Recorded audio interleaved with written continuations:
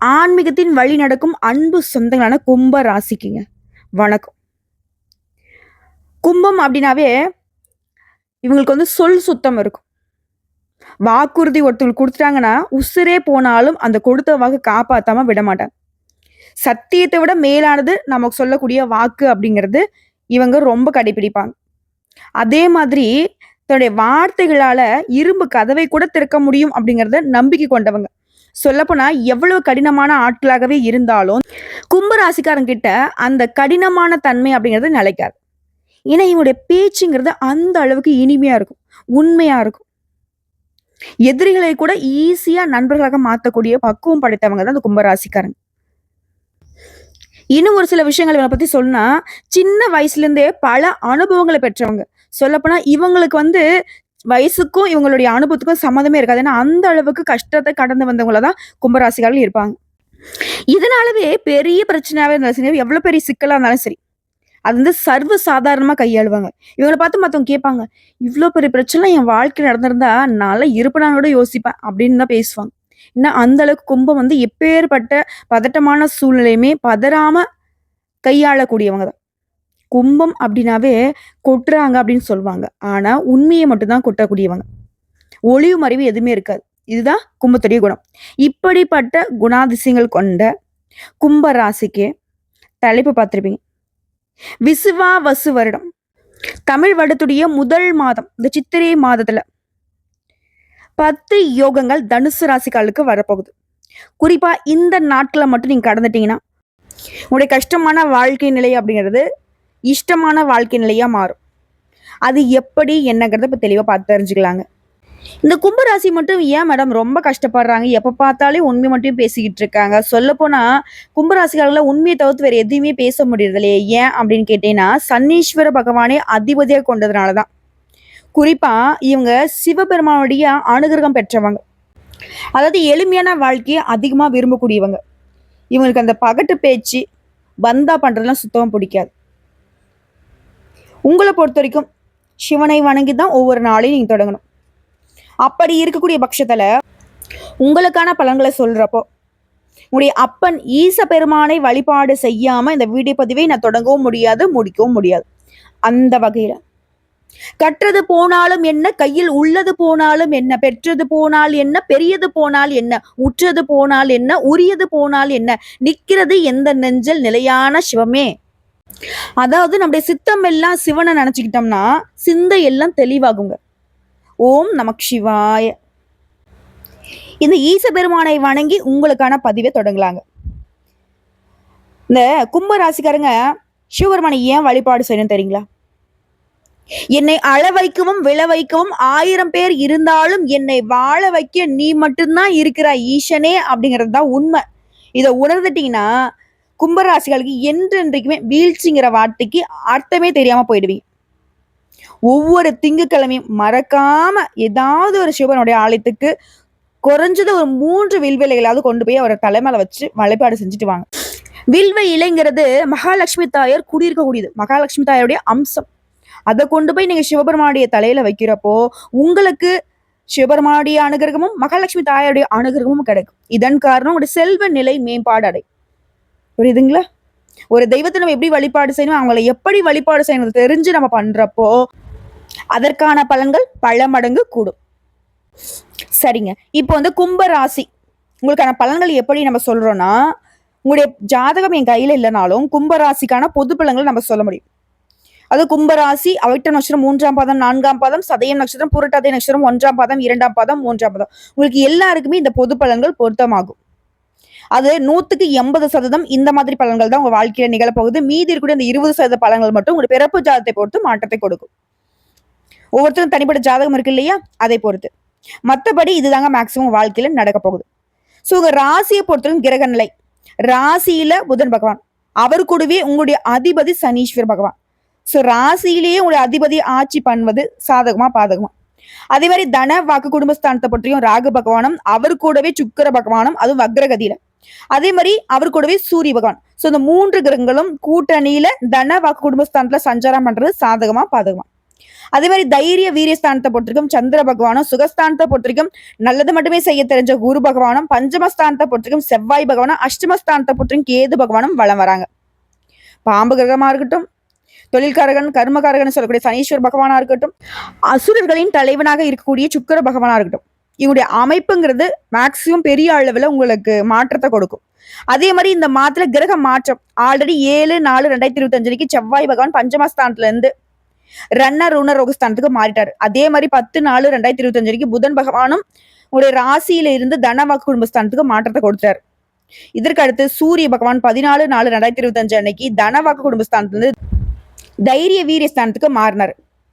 இதுக்கு எல்லாத்துக்கும் மேல வரக்கூடிய 26/4/2025 அன்னைக்கு பாம்பு கிரகமான, அதாவது அண்ணன் தம்பின்னு சொல்லக்கூடிய ராகுவும் கேதுவும் ஒரே நாள்ல இடம் மாறுறாங்க.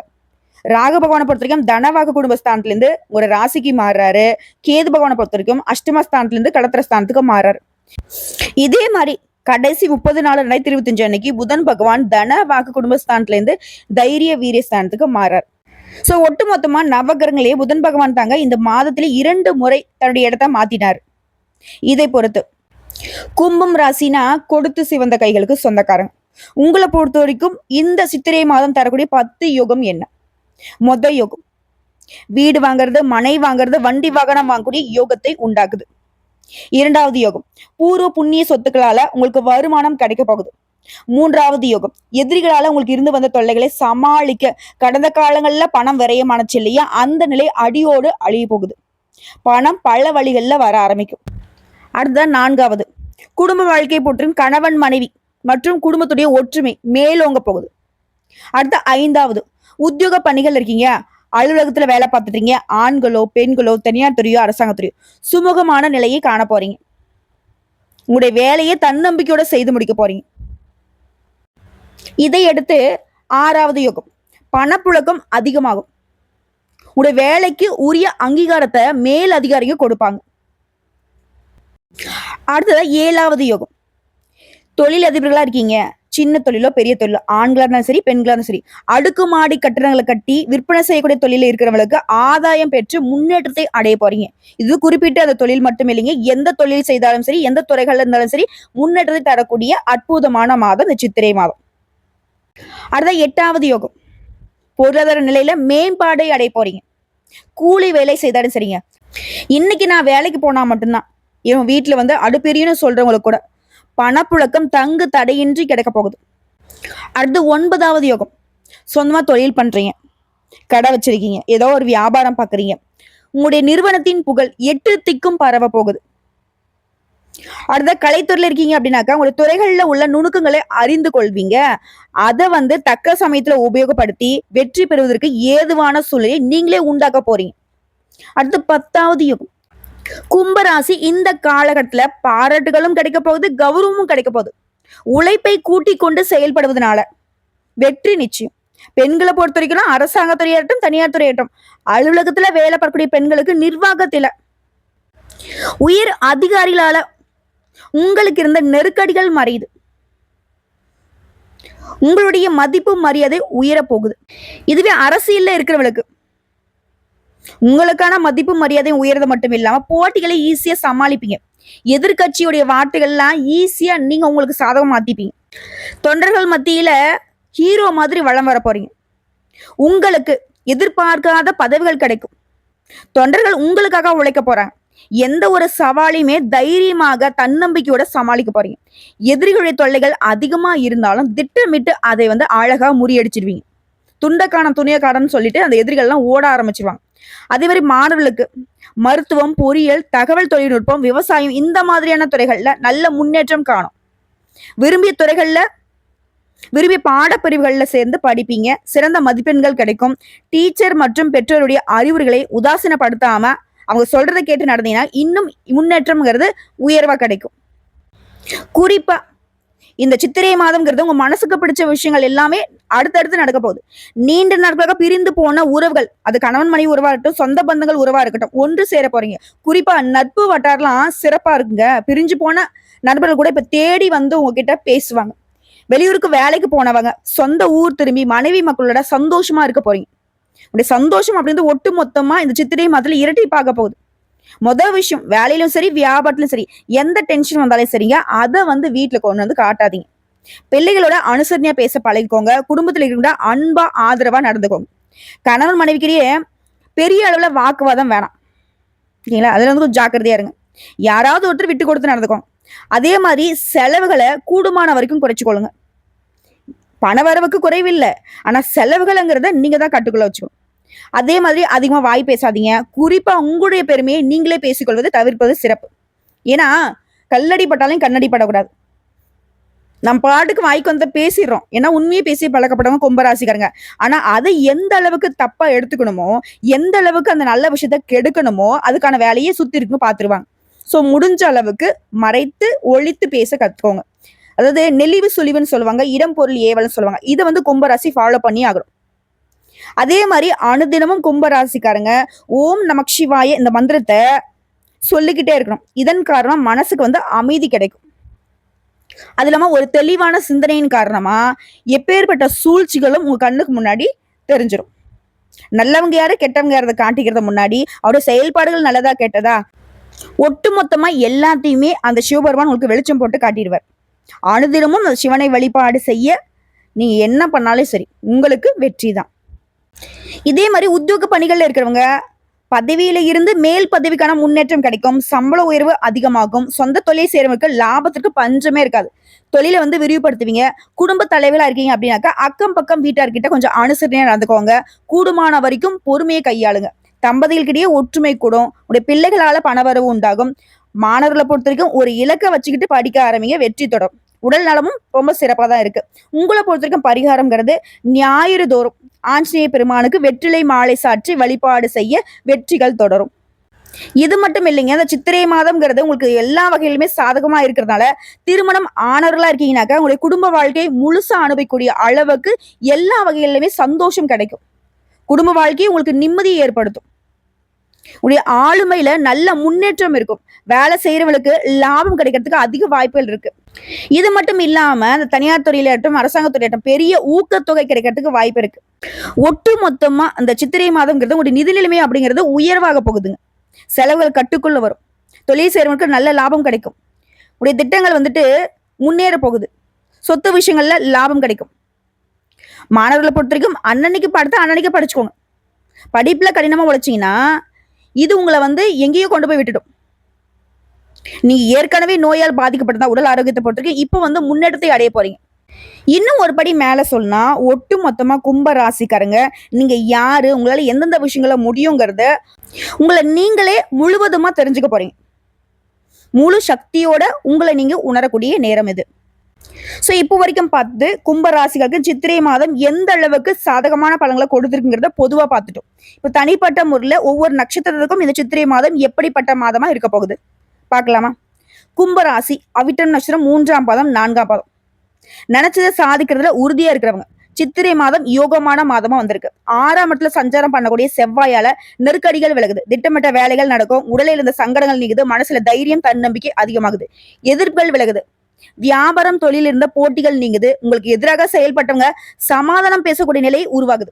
இழுபறியாக இருந்து வந்த பிரச்சனைகளுக்கு முடிவு கிடைக்குது. இந்த மாதம்ங்கிறது உங்களுக்கு எல்லா வகையிலுமே யோகமான மாதமா தான் இருக்க போகுது. நினைச்ச வேலையை நினைச்சபடியே நடத்தி கொள்ள முடியும். குடும்பஸ்தானத்துல சஞ்சாரம் பண்ணக்கூடிய சுக்கிரனால பொன் பொருள் சேரும். வரவு அதிகமாகும். கணவன் மனைவிக்கிடையே இருந்து வந்த பிரச்சனைகளுக்கு முடிவு கிடைக்கும். குறிப்பா வெளி வட்டாரத்துல உங்களுடைய செல்வாக்கு உயரப்போகுது. பணிபுரியக்கூடிய இடங்கள்ல உங்களுக்கு இருந்த பிரச்சனைகள் விலக போகுது. அதே மாதிரி ஏப்ரல் 30ஆம் தேதி வரைக்கும் புதன் பகவானும் சாதகமா சஞ்சாரம் பண்றதுனால புதுசா சொத்து வாங்குவீங்க, இடம் வாங்குவீங்க. அது சம்பந்தப்பட்ட முயற்சிகள்ல வெற்றி கிடைக்கும். எதிர்பார்த்த பணம் கைக்கு வரும். வியாபாரிகளா இருக்கீங்க, கலைஞர்களா இருக்கீங்க அப்படின்னாக்கா புதிய ஒப்பந்தங்கள் கிடைக்கும். கோயில் வழிபாடு செய்வதற்கான வாய்ப்புகள் உருவாகும்.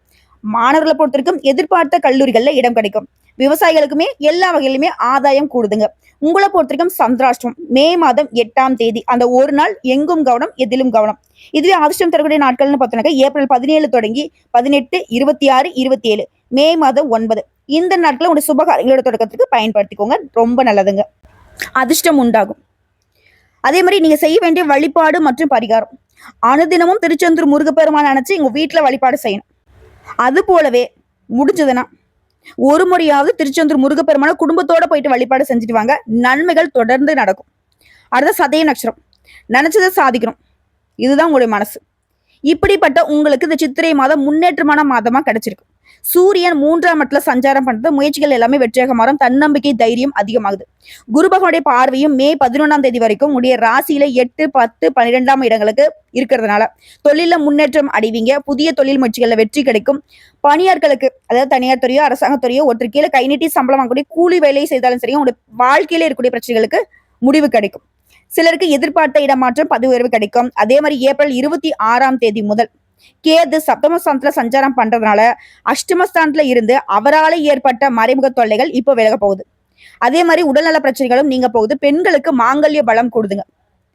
அதுதான் 6ஆம் இடத்துல சஞ்சரிக்கூடிய செவ்வாய் ஆற்றல அதிகரிக்கிறார். விவசாயிகளுக்கு முன்னேற்றம் கிடைக்குது. Real estate, builders, export, share market, online வர்த்தகத்துல எல்லாத்துலயுமே லாபத்தை பார்க்க போறீங்க. குறிப்பா குடும்பத்தில் இருக்கக்கூடிய சங்கடங்கள் தீருது. தைரியமாக செயல்பட்டு நினைச்சதை சாதிக்கக்கூடிய நிலை ஏற்படுது. சிலருக்கு புதிய சொத்து சேருங்க. மாணவர்களுக்கு மேற்கல்வி தேர்வுகள் செய்யும் போது டீச்சர் மற்றும் பெற்றோருடைய ஆலோசனை ஏற்பது நன்மை கொடுக்கும். உங்களை பொறுத்தவரைக்கும் சந்திராஷ்டம் மே மாதம் 9ஆம் தேதிங்க. அந்த ஒரு நாள் எங்கும் கவனம், எதிலும் கவனம். இதுவே அதிர்ஷ்டம் தரக்கூடிய நாட்கள்னு பார்த்தோம்னா ஏப்ரல் மாதம் 17 தொடங்கி 22, 26, 31. அதே மாதிரி மே மாதம் 4, 8, 13. இந்த நாட்களில் உங்க சுபகாரிகளோட தொடக்கத்திற்கு பயன்படுத்துங்க. அதிர்ஷ்டத்தை ஏற்படுத்தும். அடுத்ததா உங்களை பொறுத்தவரைக்கும் பரிகாரம் மற்றும் வழிபாடு. அனுதினமும் பிரத்திங்கிரா தேவியை நினைச்சு வீட்டுல வழிபாடு செய்வதனால சங்கடங்கள் விலகும், சந்தோஷம் நிலைக்கும். அடுத்து பூரட்டாதி நட்சத்திரம் 1ஆம் பாதம், 2ஆம் பாதம், 3ஆம் பாதம். புத்தி சாதுரியத்தோட செயல்பட்டு நினைச்சதை சாதிக்கூடிய உங்களுக்கு இந்த சித்திரை மாதம் நன்மையை மட்டுமே தரக்கூடிய மாதம். குரு பகவானை பொறுத்தவரைக்கும் சுகஸ்தானத்துல சஞ்சாரம் பண்ணி அவருடைய பார்வையினால உங்க செல்வாக்கு உயருது. உடல் நலத்துல இந்த சங்கடங்கள் போகுது. இதுவரைக்கும் நீங்க பார்த்துட்டு இருந்த நெருக்கடிகள் இருந்து மாற்றம் ஏற்படுது. உங்களை ஏளனமா பார்த்தாலும் கூட ஆச்சரியப்படக்கூடிய வகையில உங்களுடைய நிலையில உயர்வு. தொழில முன்னெடுத்து பார்க்க போறீங்க. வேலையில ஏற்படுத்த பிரச்சனைகள் மறைய போகுது. அதே மாதிரி 6ஆம் இடத்து செவ்வாய் வம்பு வழக்குல இல்லாம போக்குறாரு. செல்வாக்கை மேலும் மேலும் உயர்த்தி வைக்கிறாரு. 3ஆம் இடத்துல சஞ்சாரம் பண்ணக்கூடிய சூரிய பகவான் முயற்சிகளை எல்லாத்தையுமே லாபமா மாத்தி கொடுக்கிறார். அரசியல்வாதிகளுக்கு தொண்டர்களுடைய பலம் அதிகமாகுது.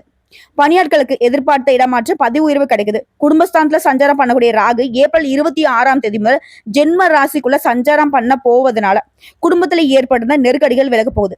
எதிர்பார்த்த பண உறவு கிடைக்க போகுது. கணவன் மனைவிக்குள்ளே பிரச்சனைகள் முடிவுக்கு வரப்போகுது. வெளி வட்டாரத்துல செல்வாக்கு உயரப்போகுது. விவசாயிகளுக்கு இது ஒரு முன்னேற்றமான மாதங்க. வியாபாரிகளுக்கு புதிய முதல்கள் செய்யலாம். எதிர்பார்த்த ஆதாயம் கிடைக்கும். மாணவர்களுக்கு பெரியவனுடைய ஆலோசனைப்படி கல்லூரியை தேர்வு செய்வது நல்லது. உங்களை பொறுத்தவரைக்கும் சந்திராஷ்டம் மே மாதம் 10ங்க. அந்த ஒரு நாள் எங்கும் கவனம், எதிலும் கவனம். இதுவே அதிர்ஷ்டம் தரக்கூடிய நாட்கள்னு பார்த்தோம்னாக்க ஏப்ரல் 17 தொடங்கி 21, 26, 30. மே மாதம் 3, 8, 12. இந்த நாட்கள் உங்களுடைய சுபகாரியங்களோட தேவைக்காக பயன்படுத்துங்க. அதிர்ஷ்டத்தை கொடுக்கும். உங்களை பொறுத்தவரைக்கும் பரிகாரம் மற்றும் வழிபாடுங்க. ஒவ்வொரு சனிக்கிழமை நவகிரகங்கள்ல வீற்றக்கூடிய சனீஸ்வர பகவானுக்கு நல்லெண்ணெய் தீபம் ஏற்றி வழிபாடு செய்ய நன்மைகள் உண்டாகும். ஸோ இப்போ வரைக்கும் பார்த்த பொது பலன்கள், நட்சத்திர பலன்கள், பரிகாரங்கள் எல்லாமே சித்திரை மாதம்ங்கிறது கும்பராசிக்கு சிறப்பை மட்டுமே தரக்கூடிய மாதமா அமைஞ்சிருக்கு. இதை தாண்டி இன்னும் பொதுப்படியே கும்பராசிகள் செய்ய வேண்டிய பரிகாரம் மற்றும் வழிபாடு. ஒவ்வொரு சனிக்கிழமையும் சனீஸ்வர பகவான வழிபாடு செய்யறீங்களோ இல்லையோ, சிவபெருமான போயிட்டு வழிபாடு செய்யணும். குறிப்பா அவருக்கு வில்வ இலைகளால அர்ச்சனை செய்து, முடிஞ்சா வில்வ இலைகளால மாலை கட்டி போட்டு அபிஷேகத்தோட வழிபாடு செய்யறீங்க, அர்ச்சனை செய்யறீங்க அப்படின்னா நினைச்சது நடக்கும். முக்கியமா அவருடைய கோயில வளம் வராம நீங்க வெளியே வரக்கூடாது. 9 முறை வளம் வந்துட்டு தான் வரும். அதுவே நவகிரகங்கள்ல இருக்கக்கூடிய எல்லா தெய்வங்களுக்கும் நெய்வேலக்கேற்றி வழிபாடு தொடங்கணும். உங்களை பொறுத்தவரைக்கும் அதிர்ஷ்டம் தரக்கூடிய கிழமைகள் திங்கள், வியாழன். இந்த நாட்களை உங்களுடைய தேவைக்கு பயன்படுத்துங்க. அதிர்ஷ்டம் உண்டு. ஸோ எப்படி பார்த்தாலும் சரி, சித்திரை மாதம்ங்கிறது 100க்கு 95% கும்பராசிக்கு அதிர்ஷ்டத்தை, வெற்றியை, அனுகூலத்தை, நினைச்சதை எல்லாத்தையுமே நிறைவேற்றக்கூடிய அளவுக்கு யோகத்தை மட்டுமே கொடுத்திருக்கு. வரக்கூடிய வாய்ப்பை மட்டும் கரெக்டா பயன்படுத்துங்க. உங்களுடைய உண்மையான மனசுக்கு இது நடக்கிறது எல்லாமே உயர்வாவே இருக்க போகுது. வாழ்த்துக்கள்ங்க.